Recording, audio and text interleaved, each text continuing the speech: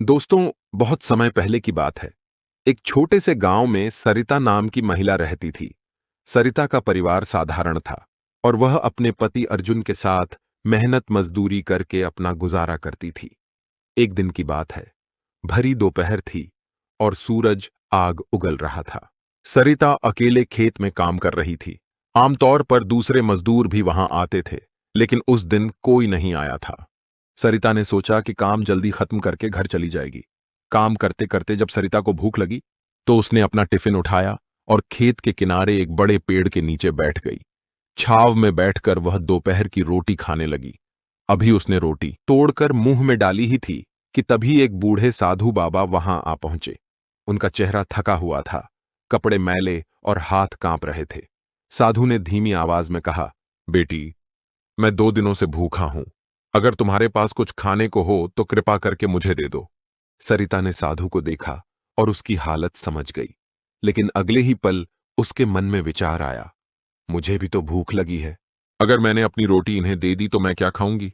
अभी तो मुझे पूरा खेत का काम भी करना है। थोड़ी देर तक सरिता सोचती रही। फिर उसने अपने मन को समझाया, मैं तो शाम को घर जाकर खाना खा सकती हूं। लेकिन यह साधु बाबा कहां खाएंगे? यह तो सच में बहुत भूखे लग रहे हैं।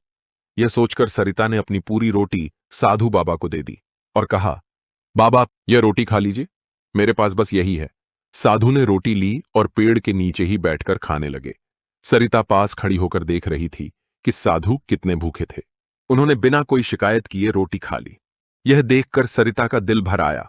उसने पास ही मिट्टी के घड़े से पानी निकाला और एक गिलास में भरकर साधु बाबा को दिया। साधु ने पानी पिया और राहत की सांस ली।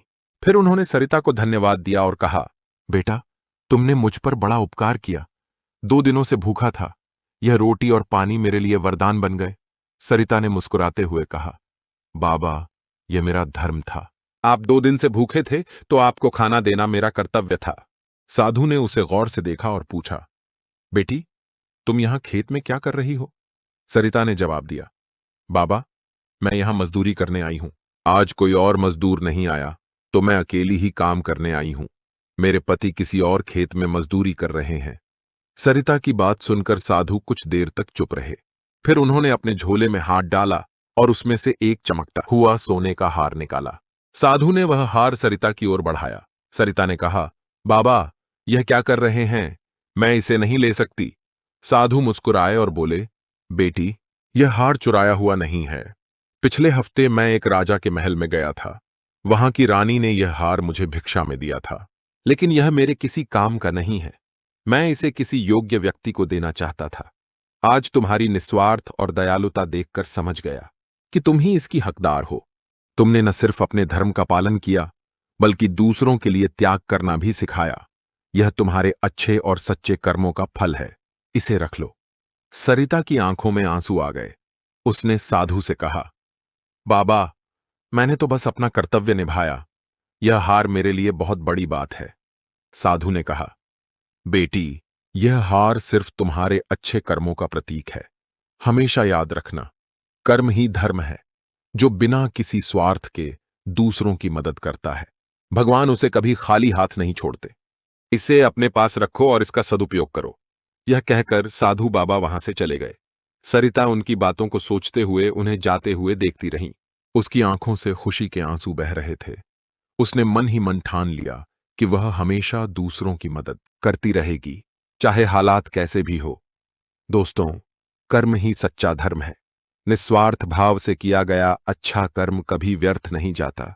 हमें अपने कर्मों से कभी पीछे नहीं हटना चाहिए, क्योंकि भगवान हर अच्छे कर्म का फल सही समय पर जरूर देते हैं। दोस्तों, अगर आपको यह कहानी पसंद आई हो तो इसे लाइक, शेयर और कमेंट जरूर करें। साथ ही हमारे YouTube चैनल को सब्सक्राइब करें, ताकि आपको और भी ऐसी प्रेरणादायक कहानियां समय समय पर मिलती रहें। ऐसी कहानियां न केवल हमें प्रेरणा देती हैं, बल्कि हमें यह भी सिखाती हैं कि जीवन में दया, सेवा और निस्वार्थता का कितना महत्व है। धन्यवाद।